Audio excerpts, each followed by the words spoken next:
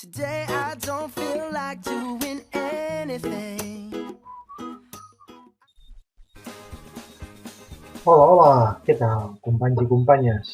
Avui seguim amb el curs de simbolització amb QGIS, simbolització de dades vectorials. Les dades vectorials que tenim a la carpeta Datos són les que ens estan servint d'exemple. Hi ha altres tutorials que expliquen com simbolitzar punts, com simbolitzar polígons, i en aquest en concret ens centrarem a simbolitzar línies. Anem a obrir, doncs, aquest shapefile, que és la capa gràfica de les dades de línies. Ho podem arrossegar directament des del nostre explorador de Windows. Bé, jo ho faig arrossegar.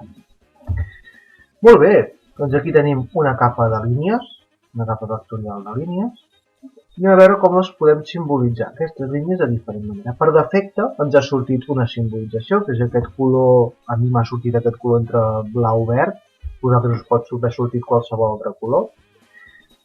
Anem a veure, doncs. És així de senzill. Botó dret sobre la capa, propietats, igualment com faríem si fos una capa de línies o una capa de polígons, i se'ns obrirà un quadre de diàleg en el que podem veure moltes propietats d'aquesta capa. La que ens interessa en aquest moment és la de simbologia, aquí a la banda esquerra. Molt bé, tal com podem veure amb polígons i amb punts, tenim en aquest cas 5 maneres de simbolitzar. Podríem fer simplement sense símbol, és a dir, no posar cap símbol a les línies, cosa que sembla estúpida, però podria servir-vos per a alguna cosa. Single symbol, és a dir, totes les línies d'aquesta capa, dibuixar-les, és a dir, representar-les amb el mateix tipus de símbol, és el que veurem ara, perquè és el que serveix per exemplificar la resta de possibilitats. Categoritzat serviria per, donada una columna de la taula d'atributs, diferenciar les línies en funció del que posin en aquella columna, categòricament. Ara obrirem la taula d'atributs. I després també graduat, si el camp, la columna per la qual volguéssim diferenciar la simbolització de les línies fos un camp numèric i fos continu, podríem graduar en funció d'aquell número la simbolització de les línies. Anem a mirar, doncs, què ens ofereix QGIS en quant a simbolització de línies. Single symbol. Anem a representar-les totes amb el mateix símbol. Doncs bé, aquí a la línia, si cliquem a sobre de línia, podem modificar, per exemple, el color de la línia. Molt senzill. Aquest.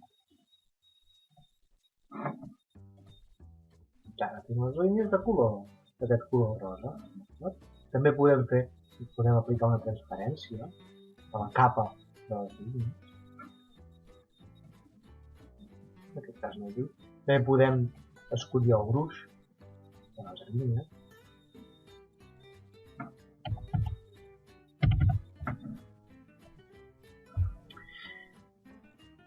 I també tenim aquí tot un seguit de línies predefinides.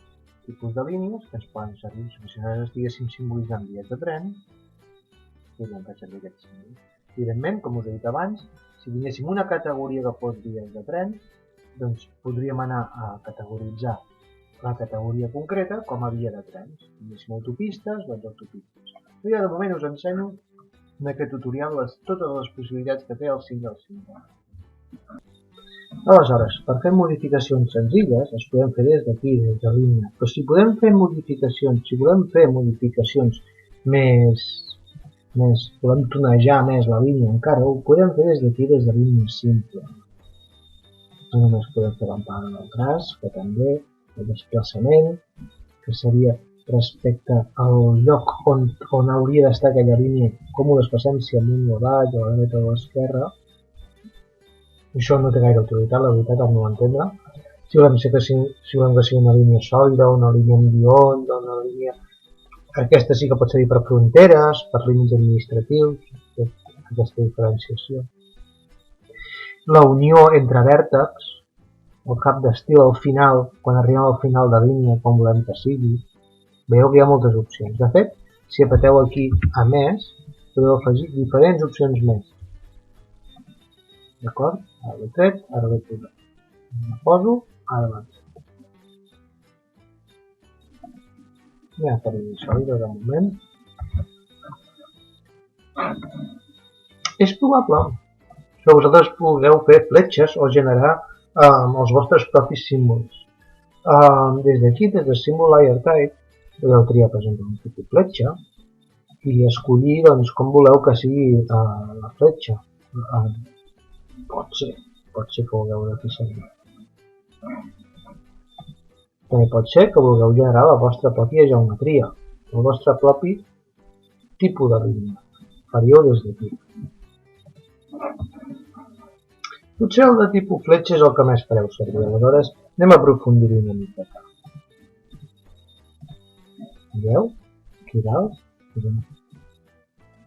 Està com un arpó.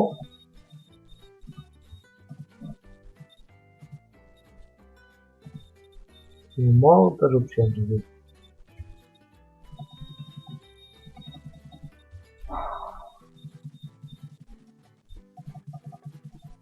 Bé, ens hi podríem estendre bastant, però podeu dominar això perfectament tant com vulgueu.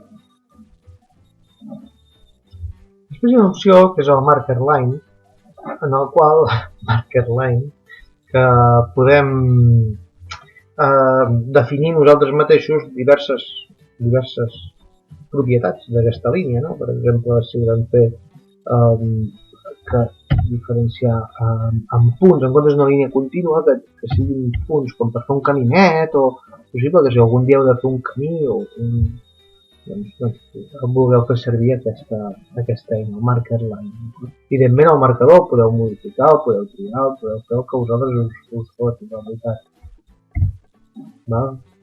Ombra, podeu baixar-vos la vostra pròpia icona, com podeu veure en el tutorial de punts. Aleshores, també us vull explicar una opció que és la de generador de geometries.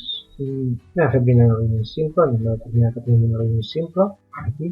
I aquesta és una opció interessant en les línies. Una de les opcions que us explico aquí ara és com generar un buffer. Un buffer és fer com una aureola a un símbol. Per exemple, si nosaltres tenim unes línies, imagineu-vos ara en aquest cas el cas d'un riu o una carretera. Posem un riu. Nosaltres volem saber quantes cases hi ha a menys d'un metre d'un riu. Doncs podríem posar, per exemple, que podríem fer un buffer de la capa de línies i ens generaria un polígon on entorn de cada línia ens fa un metre de buffer. D'acord? M'explico?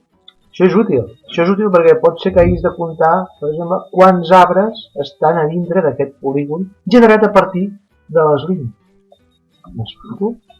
Interessant. Aquest concepte és el concepte de buffer i és un concepte per fer anàlisis especialment de proximitat entre unes línies i unes altres línies, en definitiva entre uns elements lineals i uns altres elements que puguis buscar. Interessant aquesta opció del buffer. D'acord?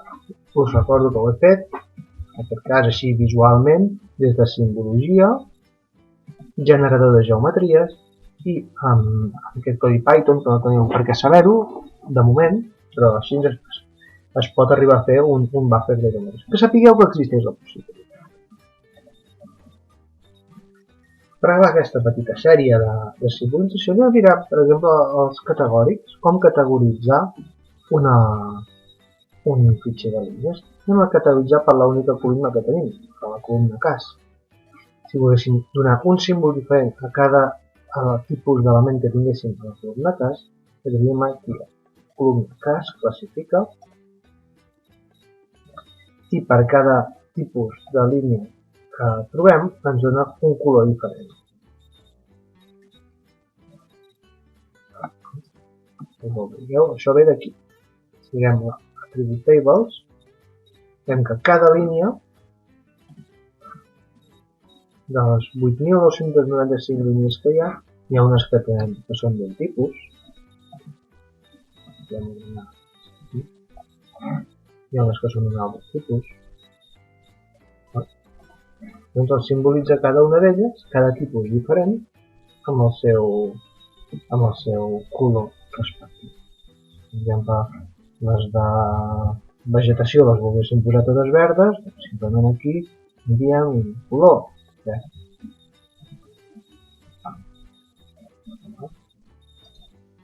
Aquestes no les faria de color. Aquestes, color. Si voléssim triar un color verd sempre el mateix, triem, posem aquí, aleshores hem de buscar un altre, hem de buscar el color, i el tenim aquí. Una altra manera de fer això del color seria anar aquí al pinzell, a la gota, a la proveta, a la pipeta, i dir, és que jo vull aquest color, aquest d'aquí, pum, doncs triaríem aquest color, val?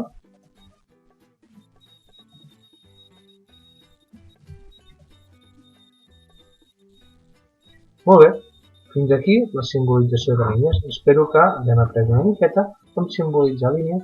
Hi ha molt camp per córrer, però aquests són els principis de la simbolització vectorial per línies.